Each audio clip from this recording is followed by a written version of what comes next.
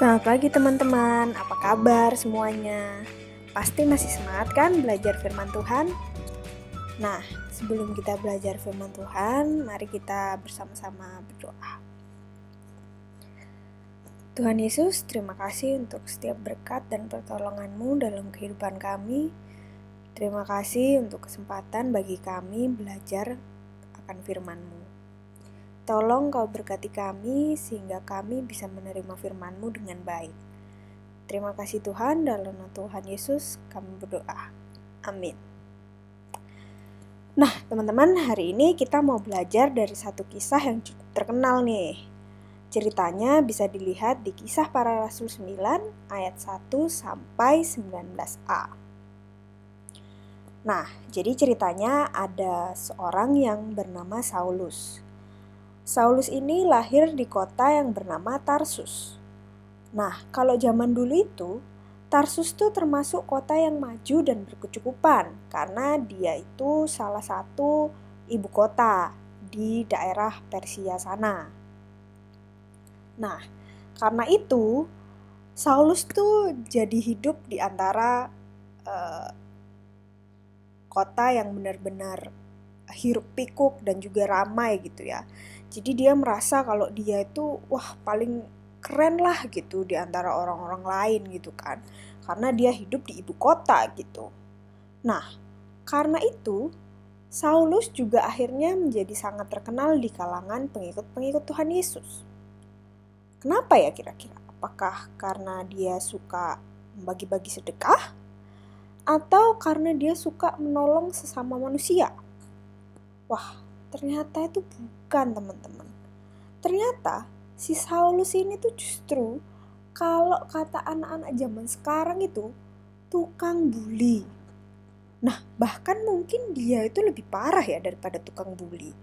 Karena dia itu suka sekali ya, hobinya itu menganiaya pengikut Kristus dan bahkan dia bisa menganiaya sampai mati.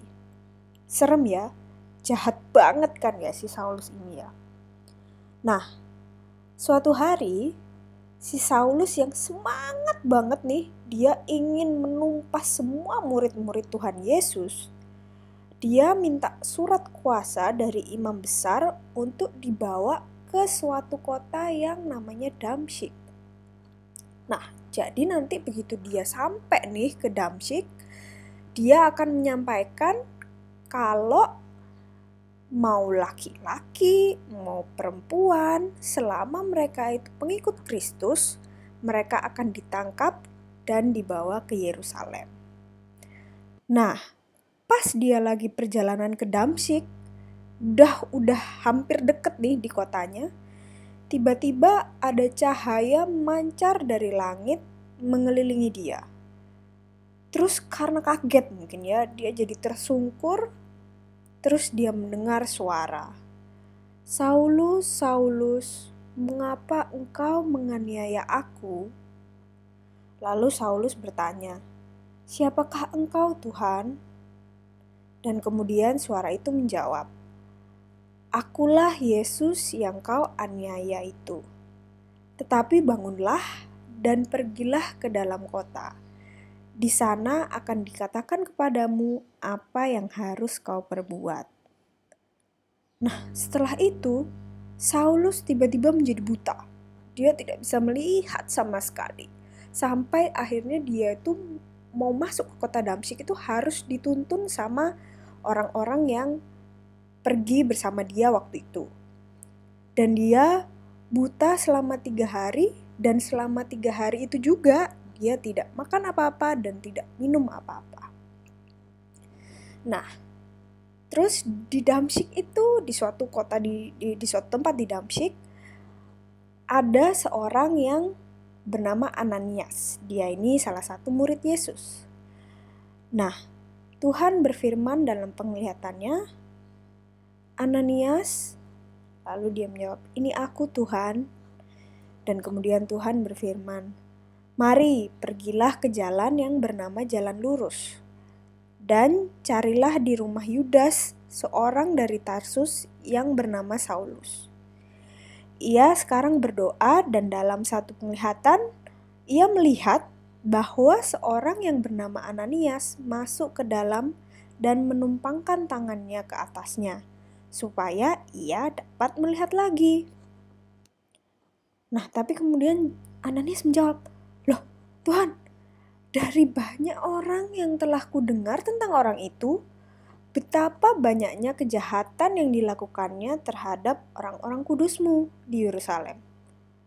Dan ia datang kemari dengan kuasa penuh dari imam-imam kepala untuk menangkap semua orang yang memanggil nama-Mu." Tapi kemudian Tuhan berfirman lagi, "Pergilah, sebab orang ini adalah alat pilihan bagiku untuk memberitakan namaku kepada bangsa-bangsa lain serta raja-raja dan orang-orang Israel. Aku sendiri akan menunjukkan kepadanya betapa banyak penderitaan yang harus ia tanggung oleh karena namaku."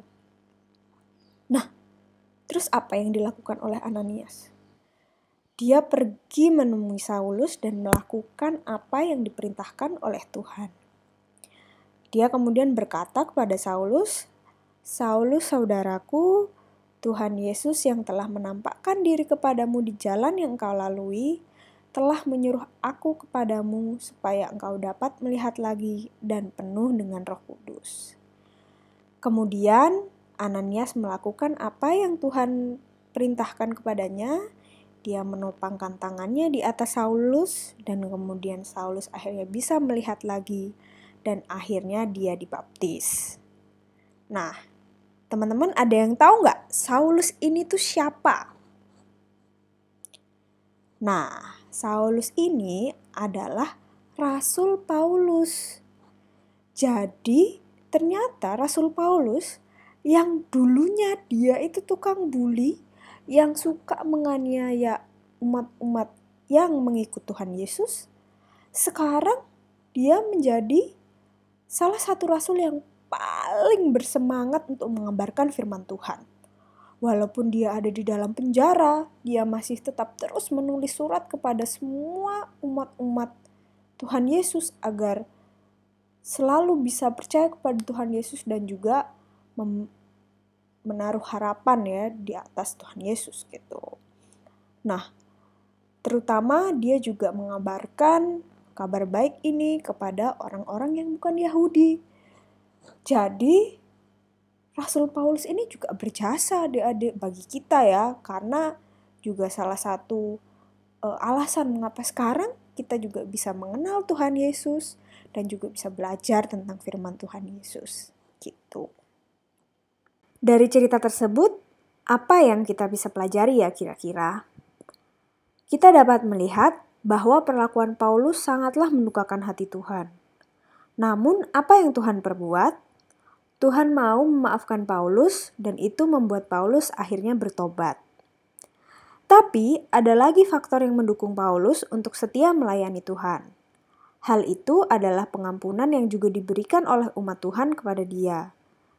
Dia sudah terkenal sebagai seorang penganiaya pengikut Kristus, tetapi setelah ia bertobat, umat Tuhan tidak menolaknya dan menerima dia sebagai hamba Tuhan. Akhirnya Paulus bisa memberitakan kabar baik ke banyak umat. Sama halnya dengan kita nih teman-teman. Mungkin seringkali ya ada orang yang membuat kita sedih, marah, atau sakit hati. Sebagai anak-anak Tuhan, apa yang seharusnya kita lakukan? Apa kita berbalik membuat mereka sedih? Tentu aja tidak ya. Seperti yang sudah dilakukan oleh Tuhan dan umatnya kepada Paulus, kita juga harus bisa mengampuni orang yang bersalah kepada kita.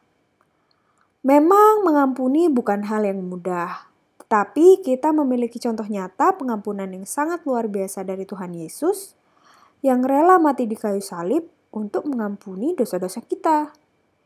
Itu artinya kita juga harusnya bisa mengampuni orang lain karena kita tahu bahwa mengampuni itu bisa menimbulkan suatu hal yang baik bukan untuk kita saja, tetapi juga untuk orang yang kita ampuni. Semoga firman kali ini memberi berkat kepada teman-teman semua ya, sehingga teman-teman juga bisa terus merenungkan dan melakukannya di kehidupan sehari-hari. Amin. Mari kita berdoa. Bapa kami yang ada di surga, terima kasih untuk penyertaan-Mu Tuhan yang senantiasa dalam hidup kami. Terima kasih untuk firman yang sudah kami dengarkan. Biarlah firman-Mu Tuhan dapat menjadi pegangan kami dalam kehidupan kami sehari-hari, dan terus sertai kami untuk kami dapat melakukannya dalam kehidupan kami. Tuhan, kami ingin berdoa untuk setiap permasalahan dan juga pergumulan yang sedang kami hadapi. Tuhan yang menilik setiap pribadi kami, Tuhan, Engkau yang menguatkan kami dalam menghadapinya. Berdoa untuk gereja kami, Tuhan, walaupun saat ini kami belum bisa berkumpul dengan teman-teman kami di satu tempat, tapi kami percaya Tuhan terus yang menyertai kami, karena dimanapun kami berada untuk bersekutu, walaupun tidak bertatap muka, Tuhan pasti tetap hadir bersama kami. Berkati juga para pelayan-Mu Tuhan untuk tetap semangat dalam melayani Engkau. Berdoa untuk negara kami Tuhan, mulai dari Bapak Presiden hingga jajaran paling terbawahnya, biarlah Engkau yang senantiasa memberi hikmat dan kebijaksanaan dalam pelaksanaan penanggulangan pandemi ini.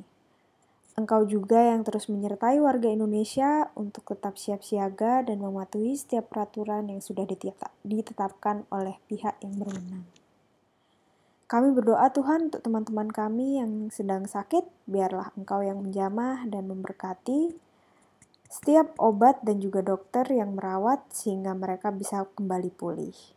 Berdoa juga untuk mereka yang berulang tahun, biarlah bertambahnya umur membuat mereka juga semakin dewasa di dalam Tuhan.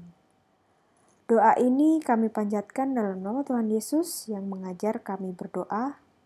Bapa kami yang di surga, dikuduskanlah namamu, datanglah kerajaan-Mu, jadilah kehendak-Mu di bumi seperti di sorga.